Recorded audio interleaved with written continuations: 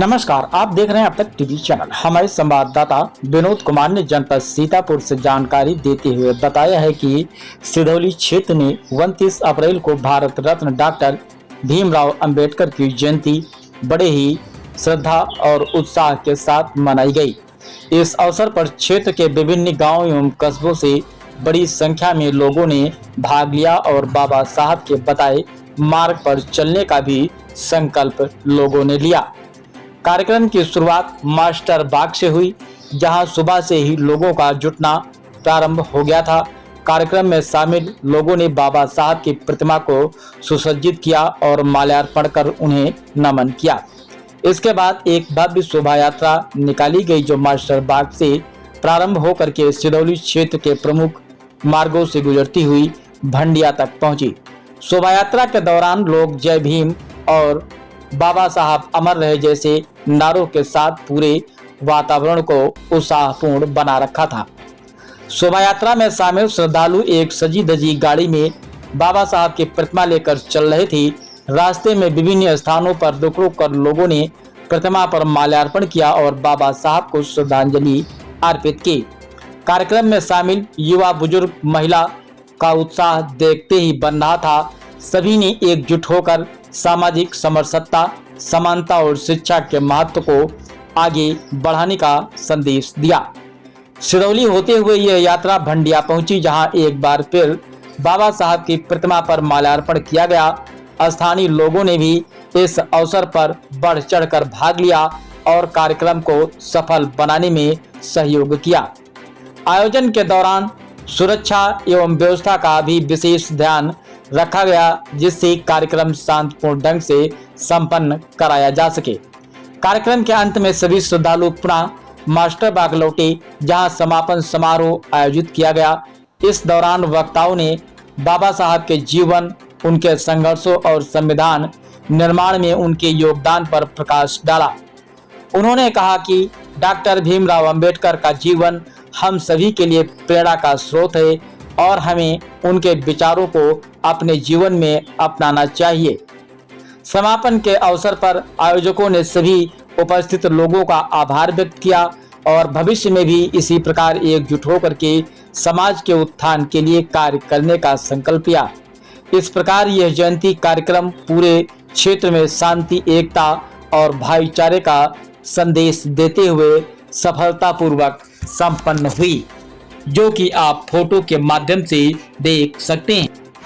नमस्कार, मैं हूं राकेश शर्मा। आप देख रहे हैं अब तक टीवी चैनल। इस टाइम सेवा समिति ग्राम पांचवीर सीतापुर के अंदर आए हुए हैं और इस टाइम जो है बाबा साहब अंबेडकर जी की रथ यात्रा यहां से निकाली जा रही है। और अब तक टीवी चैनल के संपादक राजेश सिद्धार्थ से मैं बात करूंगा कि पांचवीर से लेके और कहां तक ये रथ यात्रा निकाली जाएगी।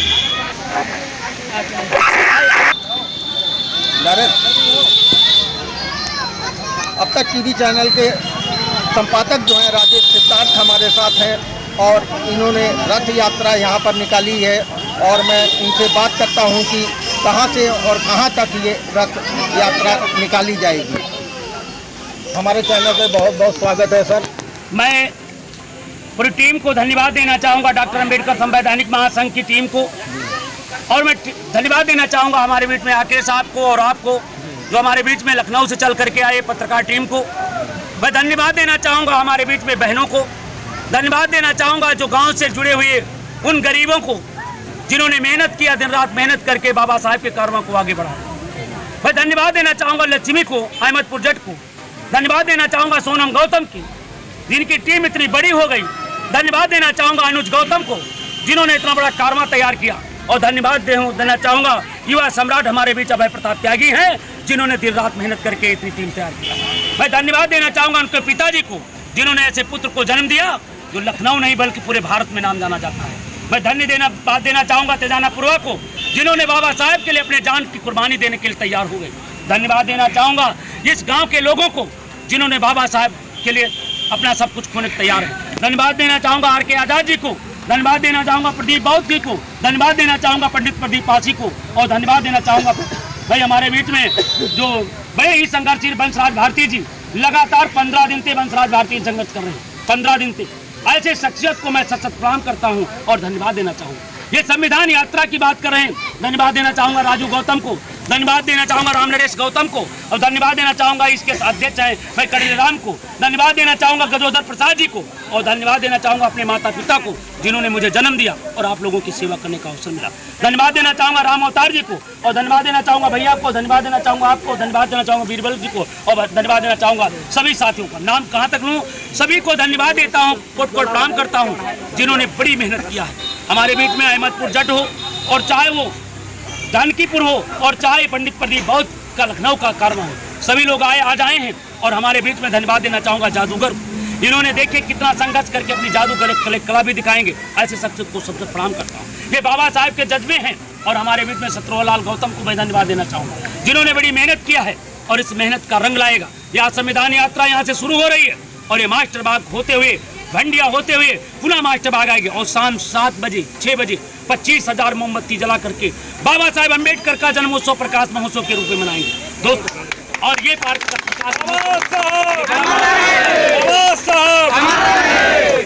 मैं जानता हूं दोस्तों, शासन प्रशासन ने जानबूझ करके आज जानते थे कि संविधान यात्रा निकलेगी, यहाँ की लाइट जो जानबूझ करके काट दिया। आज हमारे पास 80 ऑटो वो नहीं आ पाए हैं जिनके बेचारों ने हमसे कहा बाबू जी आज नहीं है, जो बताओ जुर्माना दे दूं।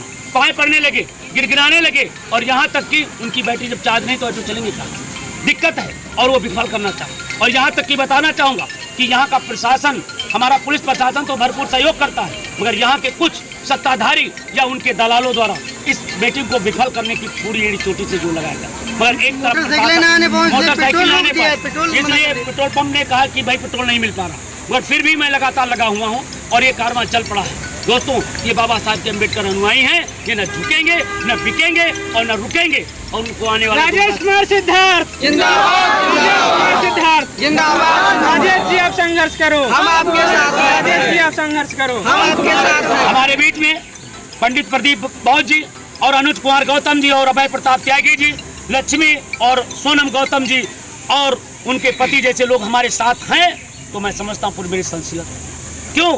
क्योंकि ये तपती हुई धूप में और कड़कती हुई बरसात में, जिस समय कड़कदार मेघ बरसते हैं, उस समय भी हमारे साथ एक कंधे से कंधे खड़े होते हैं। ऐसे शख्सियत हमने निराश होने लगे कि यार पंडित जी बात नहीं हो पाएगी, बहुत तेज है। और आपको बताते चले, बाबा साहब अम्बेडकर आपने देखा होगा कल कितनी भयंकर धूप थी, अभी 11 बजे तक थी, मगर बाबा साहब के कारवां ने चलना पड़ा तो प्रकृति भी साथ देता है, बुद्ध की अनुकंपा है, बाबा साहब की अनुकंपा देखिए बिल्कुल छाया छाया हो गया।